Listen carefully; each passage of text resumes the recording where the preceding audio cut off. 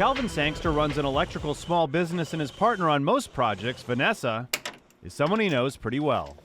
A lot of guys like, how you work with your wife every day? I'm like, it's not easy. Like, you know, some days we drive to work mad and not talking, but we get the work done. Several years ago, Calvin met Derek Thomas of Incremental Developers, whose business model specializes in accessory dwelling units, or ADUs, basically renovating garages or basements into rental units. At first, Calvin was part of several finished projects tied to a City of Boston program that kicks in up to a $50,000 interest-free loan. What was the turning point? The turning point was the house in Salem on Bridge Street that he purchased. Records show Thomas purchased this house in 2023 and took out a short-term hard money loan to flip it into a multifamily rental. Permit applications and rental listings show that took a lot of work. How extensive was the renovation? Very extensive. All new wirings, all new panels, new service. Everything there was new. Vanessa would know because she and Calvin spent weeks working on the project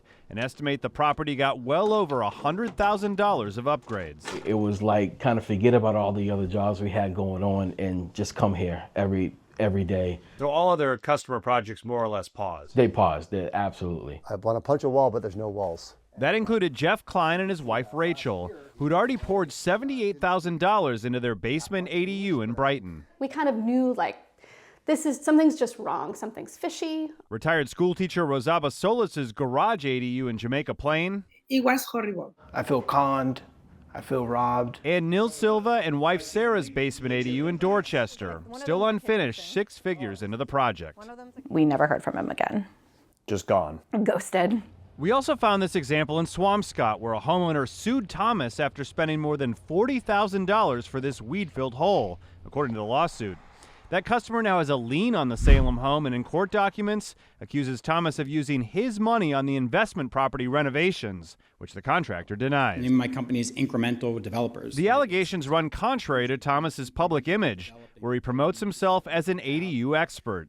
This video is of him speaking at an ADU seminar on the North Shore last fall. Any success stories come to mind that are worth sharing with? Yeah, all of them. Through his attorney, Thomas denied wrongdoing with any of the projects, saying he acted well within his contractual obligations. Thomas also told us any suggestion that he used customer funds on the investment property is categorically false. We're going to do a dry fit before we glue this pipe together. Calvin and Vanessa can't say with 100% certainty, but have a very strong hunch about what went wrong with the customer projects. The couple says Thomas still owes them $6,000 for all the electrical work they did last year at the Bridge Street property in Salem, a claim the business owner denies. What's the emotion you feel?